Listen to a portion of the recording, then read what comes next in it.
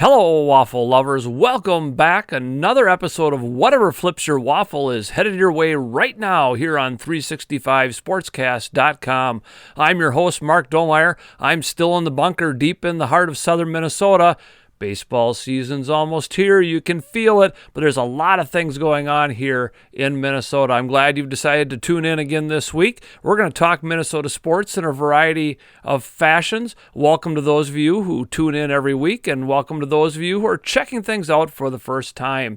There's a lot to get to. I've got a fantastic interview coming up. If you have anything to do, if you enjoy high school sports, if you're involved in high school sports or other activities, you need to stick around right now. My interview this week is with Todd Dufault. We talk about coaching, talk about leadership, talk about sportsmanship. We've mixed in a little bit of band talk there as well. We're going to be right back with that interview after this. Want to feel and look better in 2022? Come in. Check out Lerberg's Fitness Center and Tanning in Ellendale. With new equipment and updates, owners Wendy and John Schultz provide a full line of cardio, free weights, power racks, dumbbells, barbells, and circuit training machines. Don't forget the tanning beds are in the back. Members have 24-hour card access to stay fit. Another service is Lerberg's Car Wash in Ellendale. Tokens available at Lerberg's Foods. Learn more at lerbergsfitnesscenter.com. We're joined this week by Todd Dufault. He has a variety of hats that he wears, all kinds of things. I'll let him tell you a little bit. Todd, welcome to the program, Whatever Flips Your Waffle, here on 365sportscast.com. Why don't you tell the listeners a few of the different things that you do with your variety of jobs? Well, thanks, Mark. It's great to be here and fun to connect with you. I have a kind of an interesting background of, I guess you could say, music and athletics. Grew up a band director's son in Waseca, Minnesota. Didn't realize until later in life how fortunate I was to have such a strong influence from my father, and just really was really exposed to a lot of things when it comes to building an organization with his. Him being a teacher and, building a strong band program at Waseca. I didn't really realize how important culture is, and just creating an environment where kids can thrive and be their best, but more importantly, be who they are. And my father was just great at getting the most out of kids, and I think that's where things started for myself. But being a band director's son, obviously music has been a huge part of my life. I have been been very fortunate to do leadership training, which started in the music field for about 25 years, traveling the country and working with students on just understanding the importance of their influence and how leadership plays an important role in any type of organization that they're in their school, even their home life, and being with their friends and the influence that they have on just the choices that kids make. And of course that played a pretty huge role into what I also do today. And I work for two separate music companies. One is Schmidt Music, which is based out of Brooklyn Center here in the Twin Cities.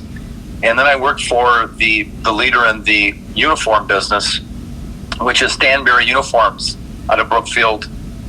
They're out of Brookfield, Missouri. And so again, my passion of working with music educators, band directors, is something I have been doing now for a long time, about 38, 39 years, whether it be working with programs in developing certain aspects of their leadership, or just, again, giving an opportunity for band programs to have uniforms or whatever it may be. I worked for Wenger Corporation in Owatonna for 13 years. So that's one side of my background. The other side is athletics. I'm currently the head boys basketball coach at North Branch High School. I'm very blessed to be able to lead a program here. Just finished my first year. So I have a huge sports background. I played college basketball and college baseball. So it's just very fortunate to have both aspects in my life. It's been a great balance. And there's a lot of kids who have music and sports as a background, and it's important for them to understand how that's a great balance in their life and can really be a foundation for them as an individual as they continue to grow up and pursue their dreams in their life. Yeah, and would you, what I sometimes will tell kids is they're a little bit on the fence if they want to continue in one or the other, music, sports. Both are so vital, but both are things that can stay with you your whole life. I mean, music clearly, and sports, even when you can no longer play, and we all get to that stage, there are other ways you can give back to the sports and still be involved. Oh, absolutely. And again, for me, what a great balance it was for me to experience both sides. Music plays a huge role in everybody's life, whether they realize that or not. Right, yeah. And so to fall back on that, I'm just pretty fortunate to, where music was a pretty big part of my family growing up, obviously with my father being a band director, but also just seeing the importance of athletics and learning how to compete and learning how to handle adversity. What's it like to work together as a team? What's it like to try to bring out the best in the people around you? I mean, there's just so many aspects that you can learn, as a student athlete growing up, whether it be the fine arts or the athletic side. They both coincide, and they're both very similar. They both offer opportunities to learn life skills. So, I just really encourage kids to follow their passion. You can do both, but it definitely has to be something that you make as a priority. But it's very, very healthy for kids to be able to experience those things. Right. And you'd done some, you came your first year coaching at North Branch this year, but you've done some coaching in the past, correct? That's correct. Yeah. I spent 6 years at Owatonna High School as an assistant coach under Josh Williams.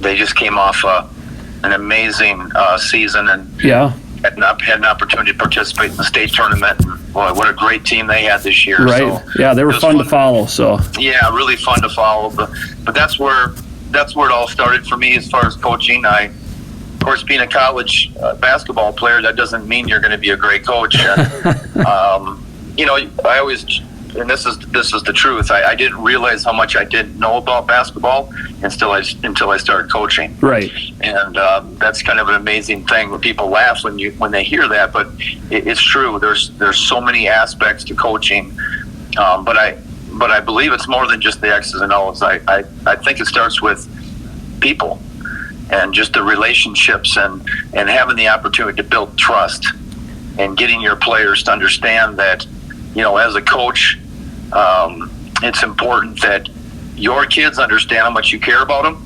And that's the starting, I believe, the start for building a relationship and that trust that you need with your players. But spending time at Owatonna definitely changed my life. It led me to an opportunity to take over the Waseca program, which is going back home for me. Right. In 2011.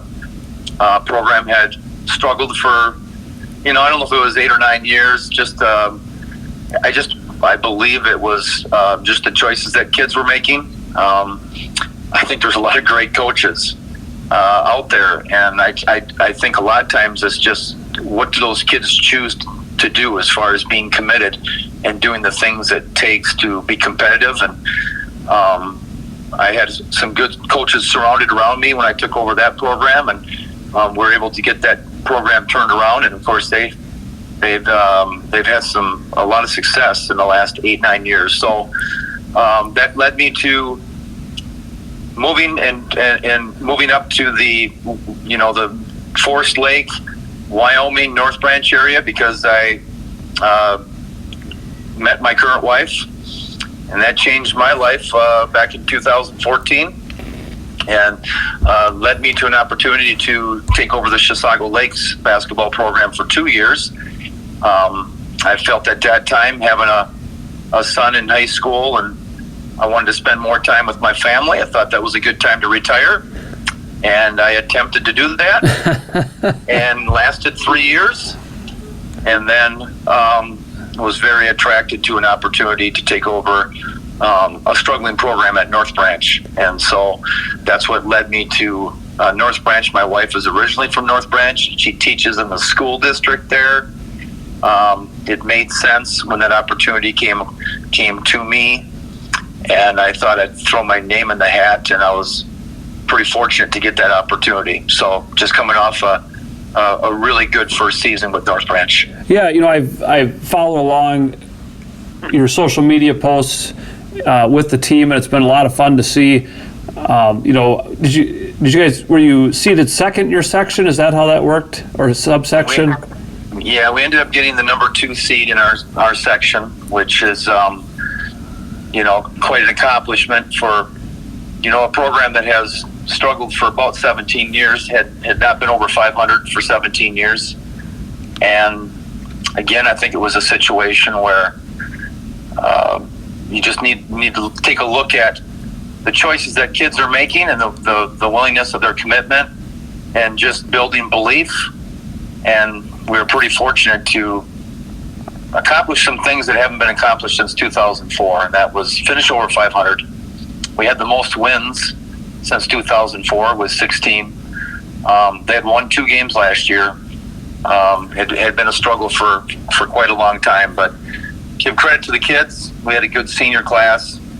There was 8 seniors that were really committed to change and were willing to buy into a new system and just a new approach, and just had great kids to work with, and they worked extremely hard, and they were able to certainly turn the corner with this program and give us a great foundation that we can build on now for the years to come. Right. And how does one initiate that culture change? Because you hear that a lot, especially in college and pro sports, but not as much at the high school level, and to come in from outside and do that. What are the first steps in changing that culture? Well, the first step, I think it's surprising to a lot of people, but the first step is to put all your focus on the relationship side with your players and getting them to understand the reason why, like for me, the reason why I wanted that job, and just getting the kids to understand that, I chose you guys, you didn't choose me. And so the first step is for me to earn their trust. And I think that started back last summer when a lot of people were, kind of surprised that, like, why, what are you doing X's and O's, and what are you doing this? And, when you take a step back, the first thing I did was get to know the kids and really spend time with them, and then asking them what they want. What do they want in change? And what do they want to see happen for, obviously we take 1 year at a time, but what do they want to see happen this past season? Are they willing to do what it takes to be more competitive and create some change? And again, we didn't talk about wins and losses. We just talked about the process and the things that we can control.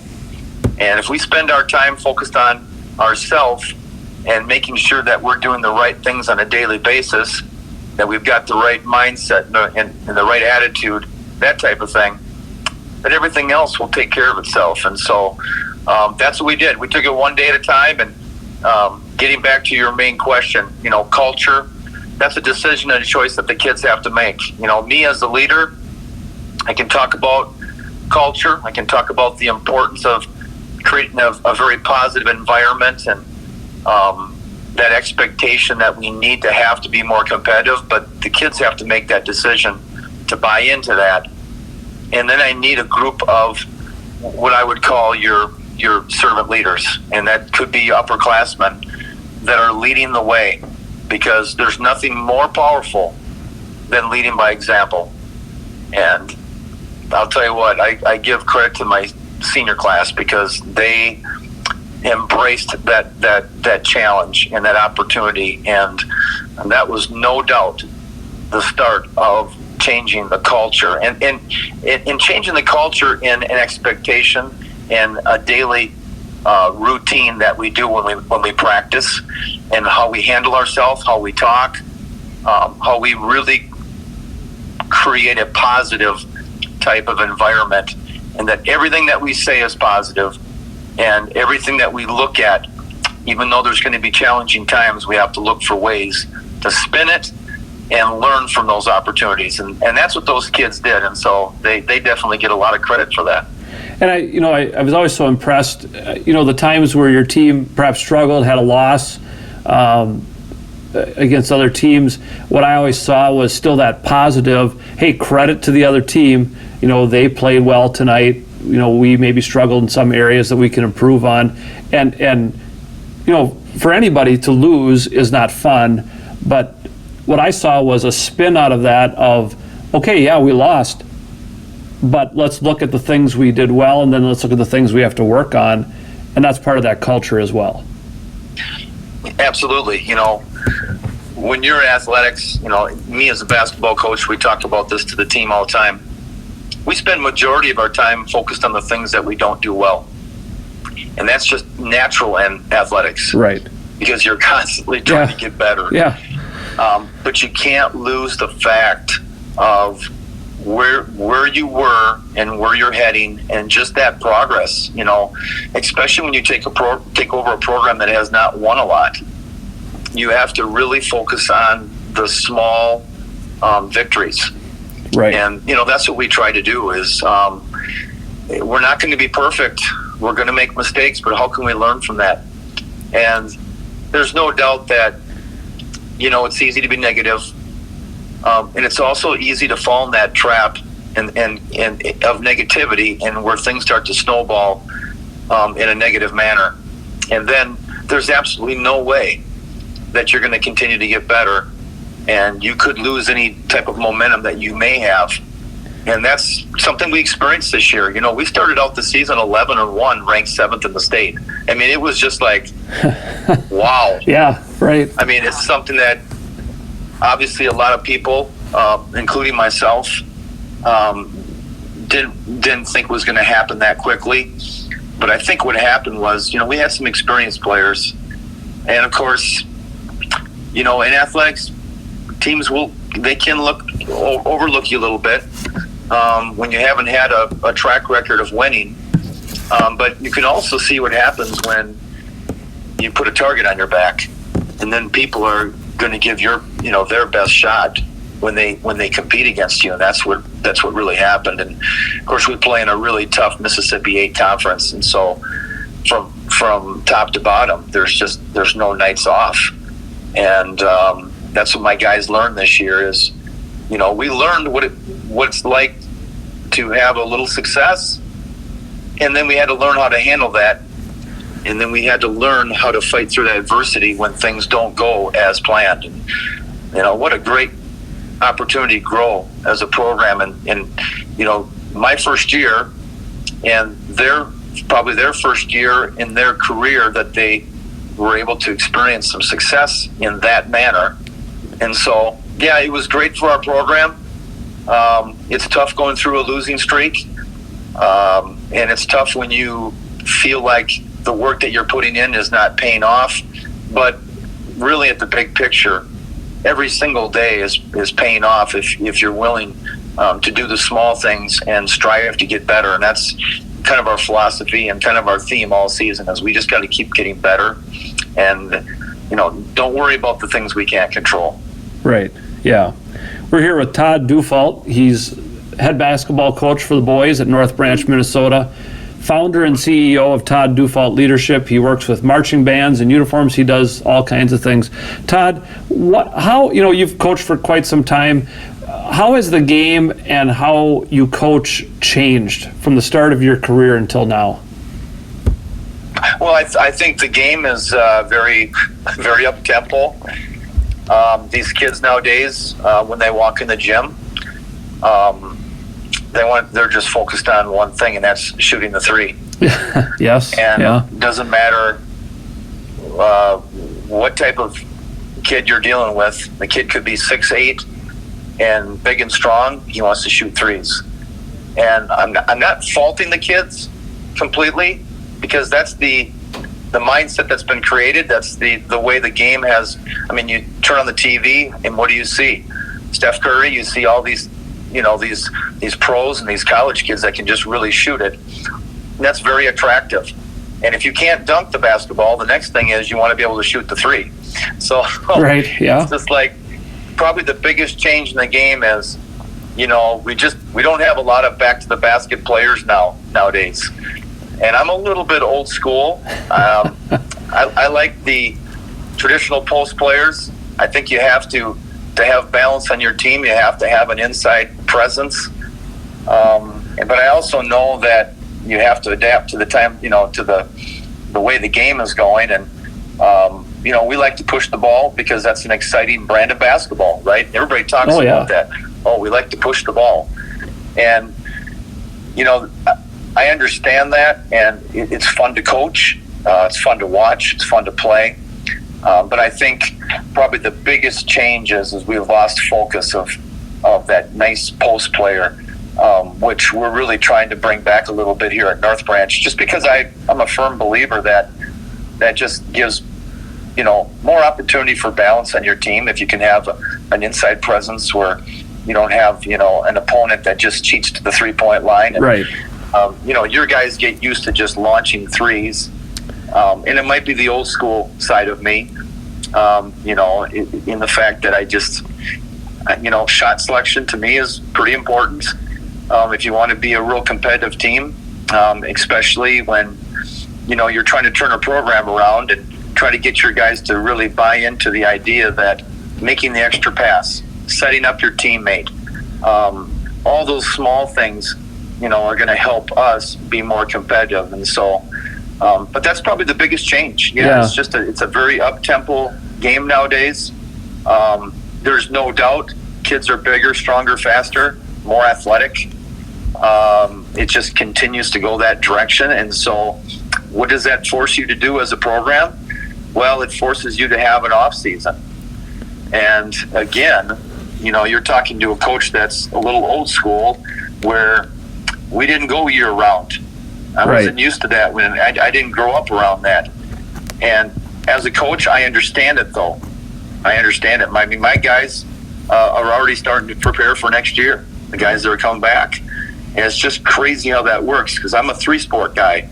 And Yes. I encourage my guys, hey, if you have another sport that you have a passion for, you need to play another sport. And it's good for your development. It's refreshing. I think it's good for athletes to have those opportunities to learn. You learn more about different sports, and I think that can help you as a basketball player too. So not all kids do that. Right. And again, you got AAU. AAU started up already for basketball. Yes, it has. Again, I didn't grow up around that, but I understand it. And I know a lot of AAU programs that are really, really good for the kids. And so I think you have to find the right fit for your kids to be a part of the AAU, because that's it can be a positive. I know it gets a negative. There's a lot of negativity that can go with AAU, where they, people like, oh, they build poor habits, and, these kids need a break. And I understand where they're coming from, but I do believe that if you find the right fit, and I know a lot of AAU coaches that are just awesome. And so I support that, because I understand that's the times we live in right now. Right. I had a couple thoughts as you were talking here. I'm kind of old school like you. I grew up watching Kareem Abdul-Jabbar and Hakeem Olajuwon dominate in the NBA, and I tried that as a coach too for many years. Like, let's inside outside. Like, your 3-point shooting will be better if you have that inside presence, like you talked about. You can't cheat out there if you have to perhaps collapse and help there. The 3-sport, or at least multi-sport, is so important too. And I wonder your thoughts. Sometimes I think that we see an uptick in injuries because we have kids who are that repetition of the same sport too much, instead of, I'm going to work some different muscles by doing this sport for a while and just taking a month off or whatever from this other sport. Any thoughts about that at all? Well, I agree with you. I think there has been studies that show that. And again, there's always that fine line, because it's like, it's really hard to tell your players not to keep working. at their game. But on the other hand, it's like, it's not bad to have a break. Right. So they don't get burnt out. I talked about, I've got one-on-one player meetings this week with all the guys in the program, 9 through 12, that are returning for next year. And that'll be one of the things that we talk about is, I want to protect the burnout. I want them to maintain a passion for the game of basketball. And sometimes how you maintain that passion is by doing some other things too. Right. And not getting too much. But I also know there's kids that just want to spend all their time on basketball. So it's like, it's really a fine line of, I don't want to discourage that, because, obviously you want your kids to be able to develop and be not only the best basketball player they can be, but also the best person. But so, yeah, I think that you have to guard against that, because, you hear a lot of stories of kids who are all in basketball and they end up with an injury. And then you just really wonder, is it just because of too much repetition, or but again, how do you take that passion away from, right, a young kid who wants to really excel at something that they absolutely love, and that might be basketball. Yeah. So there's that fine line, but I think you have to protect it. I think you have to be aware of it. And I sometimes wonder about five games in a weekend, or 6 or 7 games in a weekend. I mean, is that safe? I don't know. I'm not an expert when it comes to that, right. But that's always, I think, a question on a lot of people's minds. Yeah. Well, I mean, we guard, as a baseball guy, we guard the arms of our pitchers and talk about pitch counts all the time. Yeah, absolutely. There's some kind of leg count maybe on how many times you're running up and down a basketball court, or jumping on a volleyball court, or whatever the sport might be. Who knows? And like you say, there's a lot brighter people than you and I out there that can figure out the scientific parts of that kind of stuff. But you mentioned how kids turn on the TV and they watch these guys shooting the three and run and gun and all that. Do you think I remember growing up, and you were probably the same thing. Well, sports weren't quite as abundant on TV when we were young, but we'd sit down and watch a game from start to finish, and you'd just be enthralled by that. Do you think kids still not just watch, but learn things from watching college pro sports? Do they pay attention to anything except the highlights? Or are they kind of like NCAA tournament now? Are they sitting down and watching hours and hours of games and getting something out of that? I don't think so. Okay. I got to be careful how I answer this, right, because I'm not trying to put down kids, and I just think there's just a lot going on in kids' lives nowadays. Right. I just think there's so many things that they can do, and there's just times are so much different than. And I know my guys, they kind of snicker every time I talk about the good old days, right? Where I had 3 channels on my TV, and that's if the antenna was working well, right? Right. Yeah. To get the antenna just perfectly right, and we spent a lot of time outside with our friends, and you're playing basketball in the driveway, and there wasn't the stuff that they deal with nowadays. So in defending kids nowadays, that's what I'm saying. They're pulled from so many different directions. There's so many opportunities that's, I believe, a big reason why you don't see them glued to the TV, watching college, watching professional, trying to learn. What are these really good players? What do they do? What are these really good teams? What makes those teams so good? Right. I just don't think kids do that nowadays. And I've asked my guys once in a while, hey, anybody follow college basketball? I mean, hardly anybody. Yeah. Right. And again, I'm not downing them for that. I get that. It's just, for me as a coach, it's almost like it's sad. Right. Yeah. Because you can learn so much watching some of these teams on TV, and just what makes them so good as a team. Right. And it's not just about one player. It's about several players on a team coming together and accepting their role and just starring at their role. So I will probably spend more time now as we move forward encouraging the guys to watch more TV on on more high school basketball, or more like for the high school basketball tournament. Oh yeah. God, watch these high school teams. Boy, there's some good high school teams. Right. And these programs that are so strong every year. What makes them successful? Yeah. What does it take to be at that level? Absolutely. What does it take? And if that's your dream, to have an opportunity to experience the state tournament, well, you have to learn what it takes to get there and learn from these teams. So I know I do. I spend time just watching. Right. I respect these coaches and these programs that are at the state tournament, and it's so hard to get to the state tournament. It is. We were just, that's why it's fun to learn. Some of us were just talking today, the Hayfield Vikings from around here, of course, back-to-back state champions for the boys. They were baseball state champions last year. And part of that is they've got just some outstanding athletes coming through right now. But that's a lot of hard work. I mean, to go once is hard. To go back-to-back is it just doesn't happen that much. And so that's what we talk about is take a look at that group of the kids over there. What are they doing? What are they doing to be at such a high level, and a lot of fun to watch unless your team is playing them. Well, Chris Back is a friend of mine, and I've known Chris for a long time. What a great job he does. Just again, what they've accomplished to have back-to-back state championships. It's just so hard. It's hard to get to the state tournament and then to win a state championship. One is unbelievable.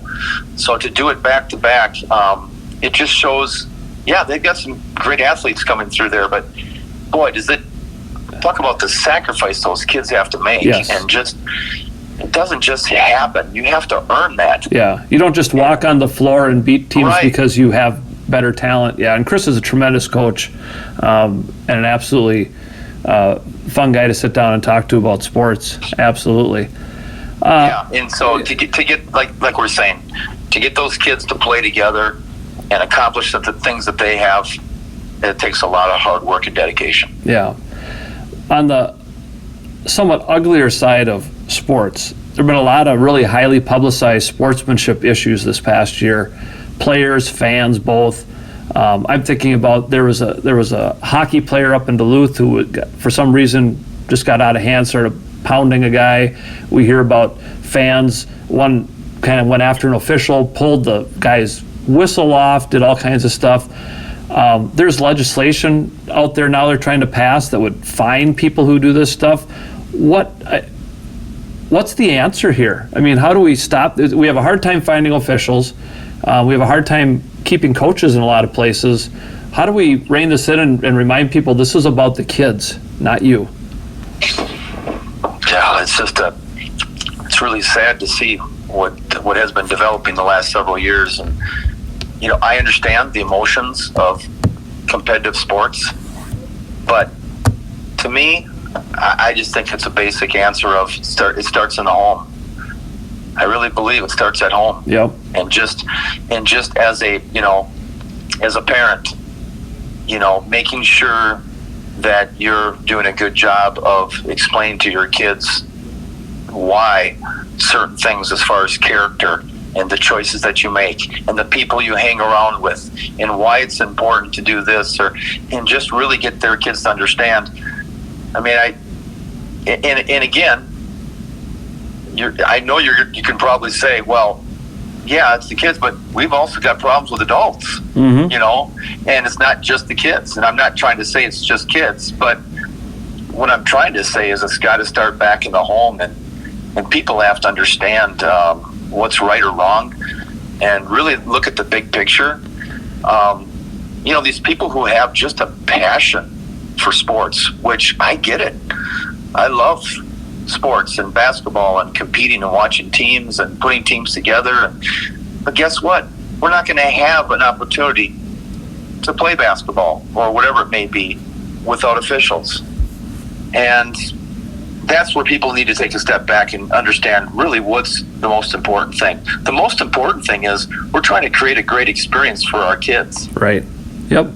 And that's where the foundation has got to go back to, and that's what we're missing right now. And I think a lot of times, and you know, you have to always be careful what you say because people take things the wrong way, but it's like, you know, some of these adults who are spending more time thinking about themselves and trying to, you know, thinking it's about them when it's really not about them. It's about the kids, and it's about the opportunity for those kids to learn life skills through competition and just to have a great experience in their high school or college life or whatever it may be. But, you know, I think that's a tough question to really answer because there's so many different levels and layers of challenges that we're facing right now. But, you know, I just think that everybody needs to come together and really take a step back and look at what's really important and why do we do what we do? Why do we have sports? Well, it's for the opportunity for kids to experience something through athletics or through fine arts or whatever it may be. These are life skills that are setting the foundation for these kids for the rest of their life. Right. And so let's make sure that we turn that focus back to why we do it and put that focus back on the kids. And the reality is there are many more positive sportsmanship experiences out there. We just hear about the negatives, of course. Oh, yes, yeah, absolutely. I had great fun following John Millay of the Minnesota State High School League during the basketball tournaments, and he would highlight those student sections that were so awesome and so positive. I'm like, yes, there we go. That's what we need. Let's put some news stories about those groups of people too, because that would maybe, hey, look at this. You get recognized for doing the right thing, for being, you know, good people and supporting your team, and I think that was outstanding too. So, well, John does such a great job. Yeah. Oh, you know, I was very fortunate. He did a little story in our North Branch program, and just being around him is so refreshing because you're right. You know, the negativity is stuff that surfaces to the top. Those are the things that we hear a lot about, but there's so many positive things. And I'm just going to speak from my experience in the Mississippi 8. I mean, the coaches in the Mississippi 8 conference are just elite, not only elite coaches, but elite people. And there are so many positive things that are happening out there that's many times gets overlooked because of all the negativity that we hear about.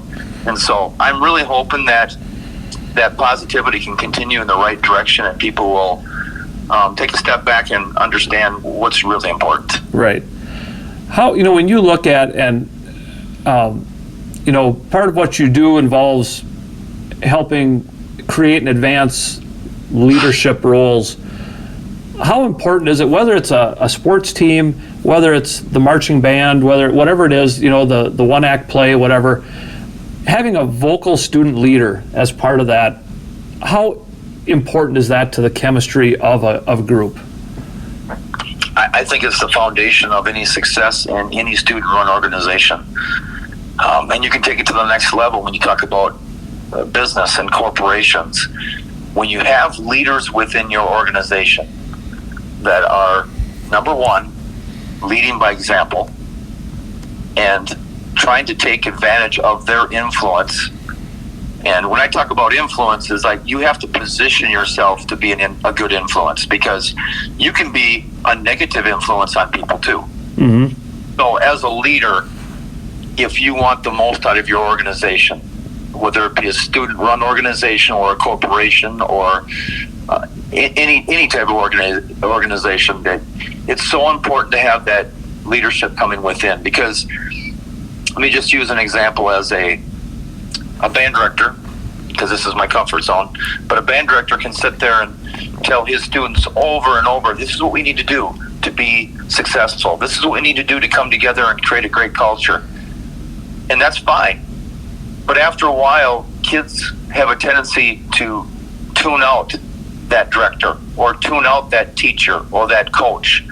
But when you've got kids within the organization that are, you know, they're leading by that example and they're doing it and they're using their influence to influence their peers, that's when you build momentum. And that's when that's when you start to create that culture where it's coming within, and kids are doing things because they want to and not because they need to.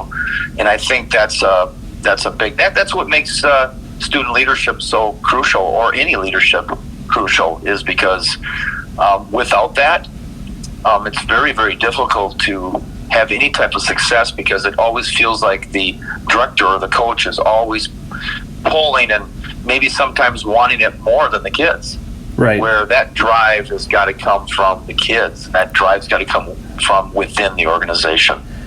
It seems, at least from my perspective, over the last decade or so, it seems a little bit harder to find students who are willing to make themselves vulnerable in a leadership position. Have you noticed that, or am I just not looking in the right places?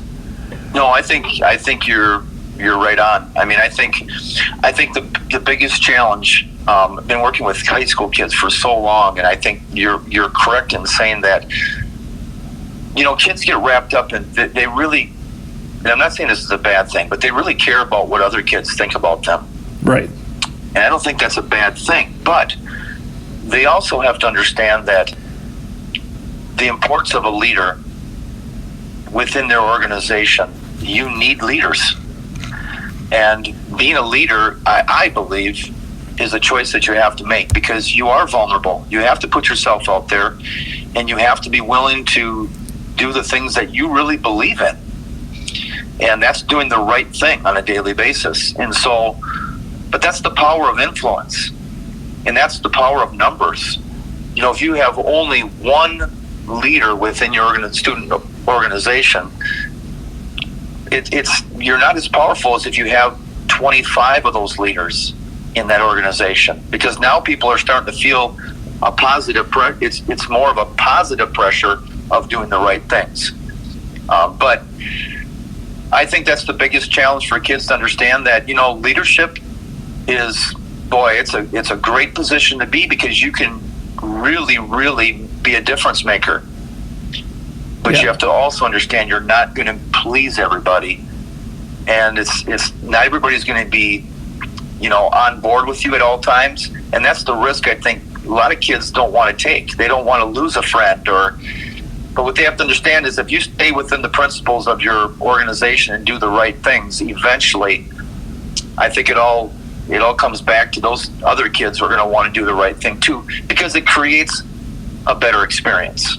And to me, it's all about experience. If you have a good experience with something, you're going to keep doing it, and they're going to be motivated to continue to want to be better.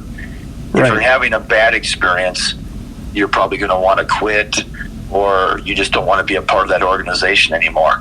Right. So there's the importance of being a difference maker and being a leader, is you have the opportunity to lead in a way that can make your organization better. Right. Yes. Well, Todd, thank you so much for joining us this week here at 365sportscast.com. It's always great to talk sports, leadership, all those wonderful things. Mark, thanks so much for the opportunity. It's been so much fun just to catch up and talk about some great stuff. Yeah, Todd Dufault, head boys basketball coach at North Branch, founder and CEO of Todd Dufault Leadership. We'll be right back. Are you looking to visit New Ulm, Minnesota? If you're going to this historic destination, why not stay somewhere historic while you're there? Check out the Holiday House or the Holiday House Zwei at Airbnb or Vrbo. You can have anywhere between 8 and 12 guests in these homes, and they're nearly 100 years old. Plenty of modern amenities are provided, but you'll feel like you're swept back in time. Plus, you'll be close to the exciting downtown area of New Ulm. Plenty of shopping, restaurants, coffee shops, bars, parks, and much, much more. Shar is your hostess. She's got top ratings for these houses and has rates that will make you rethink staying in a hotel. So visit New Ulm, Minnesota, check out the Holiday House and the Holiday House Zwei for a great place to stay. Check those out today. Again, for those of you who perhaps aren't German to begin with, Haus, H-A-U-S, and Zwei, which is German for two, Z-W-E-I. Airbnb and Vrbo, check them out today. And now it's time for the State of Minnesota Sports. Plenty of things continue to go on. The Twins are building excitement all the time. Signed Chris Archer to a contract, 1-year deal, pretty, $3.5 million. He could earn up to $9.5 million with performance incentives. This is kind of the Twins motif. This is the way they go about doing things sometimes. Let's find a reclamation project. Archer was pretty good for a few years there. He's had some injury issues, and the Twins are kind of that mindset of, if we can hit it with this guy and he can do, be like a number 3, number 4 starter, this is certainly well worth the money. That didn't work so well last year with the likes of Matt Shoemaker and others. But, what they're finding is everybody knows just how badly they want another starting pitcher for their rotation. So to get a Freddie Montas, people like that, is going to take an awful lot to get. And teams know that and they recognize that. And the market's working against the Twins right now. So we'll see how Archer turns out. There's some buzz about some of these younger guys pitching and pitching well in spring training. We're going to have to see. We're going to have to see what turns out there. We're a week away, and next week we'll spend a lot more time talking about what the Twins are going to look like. The buzz about Carlos Correa is still just building.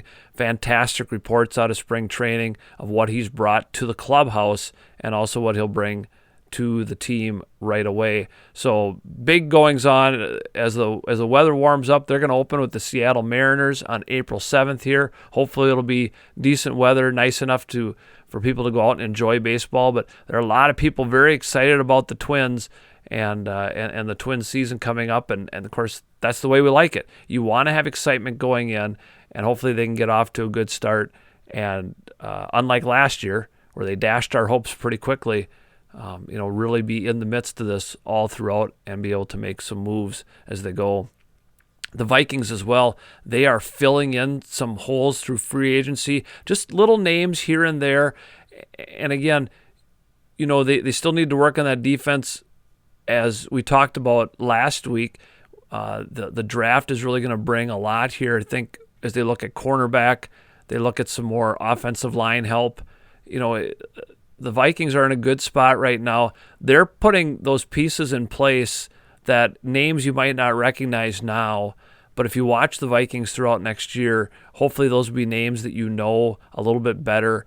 And you say, hey, wow, that was a great signing. Here's a guy who can, play in the nickelback or whatever the case might be for some of these folks, and give the Vikings, again, kind of like the Twins with signing Archer. You sign some guys at lower prices and hope for a good return. Good value on your return there as you move ahead. The Wild have certainly rebounded. A couple weeks ago, we talked about they were sort of in the hole, going downhill, not playing with a lot of energy, and apparently they read the newspapers, they listen to the radio, and they have heard people talking about them, and boy, they have really taken off here. And again, a big win this past weekend at home against Colorado in overtime. And that's a huge win. Again, they're not catching the Colorado Avalanche in what's left of the season. They're a very, very good team. They're way ahead in the standings, battling for the overall best record in the NHL. But you go beat a team like that and you send that message, hey, you don't want to play us. And we hope to be there at the end in the Western Conference for your opportunity to get to the Stanley Cup Finals. And so the Wild playing well at the right time, kind of solidifying themselves back up into the rankings, staying out of that wild card position and everything else. And again, some ways to go there in the NHL yet, but I think they got re-energized a little bit at the trade deadline, made a couple of trades that showed the players we're in it to win it, and they have stepped up in that process, and that goes a lot. When the management makes moves to try to help you win as a player, you have to feel enthused. You have to feel like, hey, we're really going to do this. Not they stood pat, and we've seen that with some Minnesota teams in the past. Nothing really happens, and then the team sort of falls flat. But this puts that energy in there. The Timberwolves, on the other hand, you go back to their trade deadline, didn't make any moves, but they continue to have those really good streaks of playing well.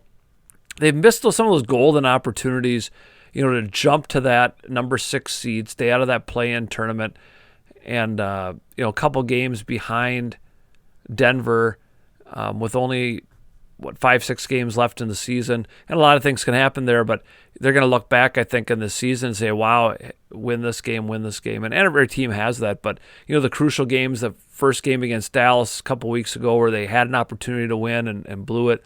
They come blow out the Mavericks at home then, but those are the games you want to win. The Mavericks are a potential team you're going to face in the playoffs, and you want to be able to have that good taste in your mouth when it comes down to that. Let's take a look at the NCAA basketball tournaments. Again, a great weekend last weekend with Sweet 16 and Elite Games, both in the men's and the women's brackets. I hate to remind myself of this, but at the start, I had told you that I thought all 4 number 1 seeds would make it through for the men. In the back of my head, I knew that would probably be wrong. That doesn't happen very often, and here we sit with 1 number 1 seed there, and that is the Kansas Jayhawks. And right now, I think they have to be the prohibitive favorites to come through and win this. But who knows anything anymore at this point? On one side, you've got Duke and North Carolina playing for the first time ever in the NCAA tournament. 2 storied programs, but they're from the same conference, and so a lot of times things are set up so that they won't play each other until they get to these final rounds. And so not really all that surprising in the end.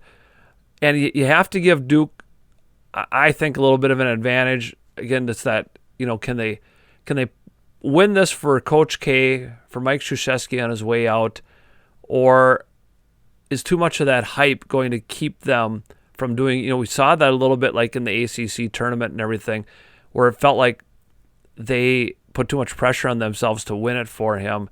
You've got to want to win it for yourself as well, not just your coach. But I give them a little bit of an edge over the Tar Heels.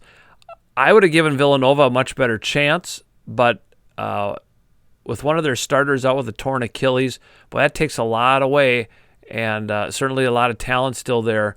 But I foresee a Kansas-Duke finale, and we'll just kind of have to see when we meet back here next week. We'll see if I'm right there, and I just see Kansas pulling that out. I think Coach K will be left heading for the door without one more championship ring. Either way, I hope we can see some good ball games, and that always makes it a lot more interesting. On the women's side, I had 3 out of 4 correct. I had Baylor in, they went out early, bowed out early, but I still had South Carolina, Stanford, and UConn in the Final Four, so I guess my prognostication was a little bit better there. UConn, of course, in dramatic fashion, double overtime to beat North Carolina State, and Paige Beckers just was unbelievable, on fire in the second half, could hardly miss, and this is what everybody wanted, I think, unless you're North Carolina State. They want to see Paige Beckers and UConn come to Minnesota, where Beckers grew up in Hopkins. Tough draw, though, in the Stanford Cardinal. And in my original predictions, I had predicted Stanford to beat UConn in this game. I don't know, the way Beckers is playing, and you can't ever count UConn out. I still think Stanford on one side, South Carolina on the other.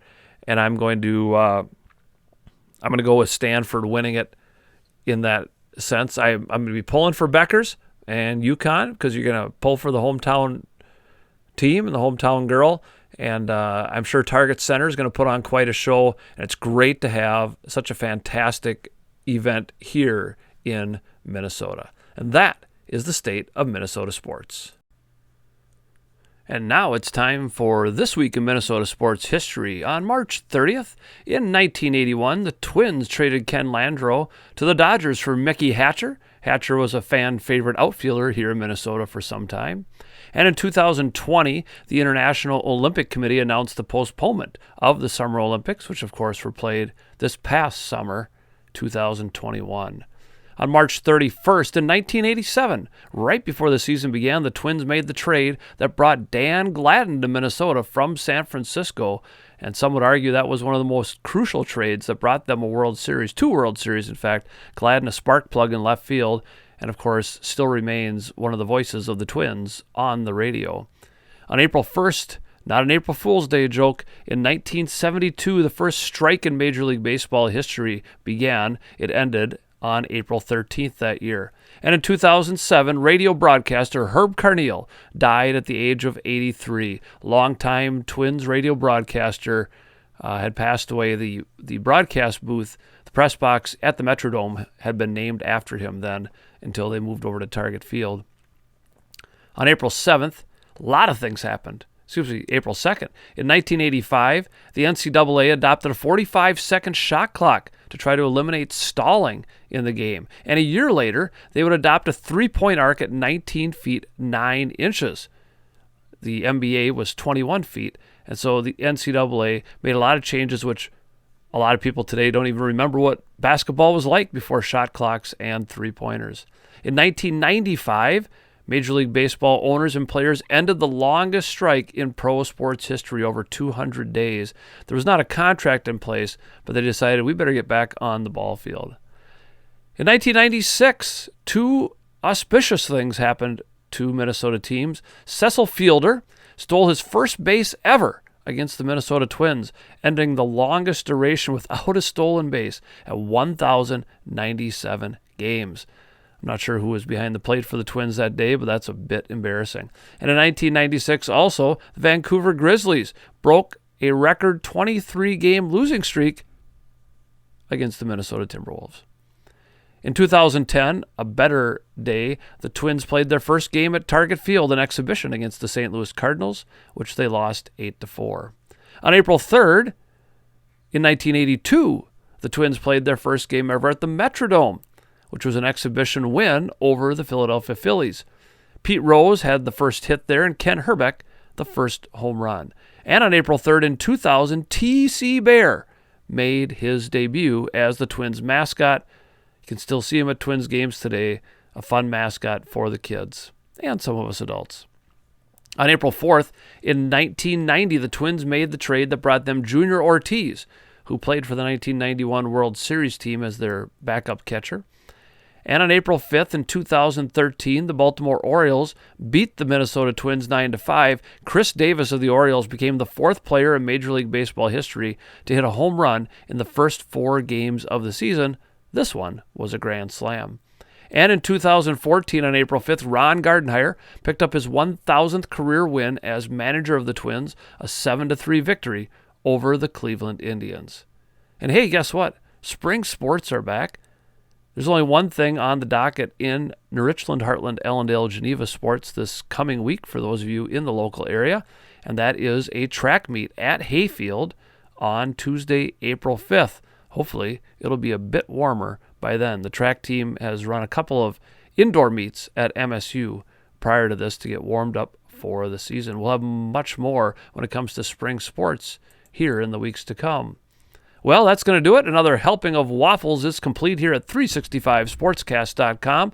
I'm glad you joined us for this hour. Hope you'll continue to tune in each week right here at 365sportscast.com, 8 o'clock Eastern, 7 o'clock Central on Wednesday nights. And if you can't catch the original broadcast, mark down. You can also watch and listen to the week's episodes Thursdays at 10, Fridays at 7, Saturdays at 10, Mondays at 8, and Tuesdays at 10, all Eastern time, and shows archived to YouTube. If you have thoughts, if you think you would be a good interview, email me at waffleflipper22@gmail.com or message me on Twitter at Mr. D1973. We'll be back next week for another dive into the world of Minnesota sports. The Major League Baseball season will be just beginning. The draft for the NFL is coming up. All kinds of playoff action right around the corner for the Timberwolves and Wild. Come on back and join us. I'll have another special guest to go into all that and more. Thanks for joining me. This is Mark Domeyer signing off with Syrup.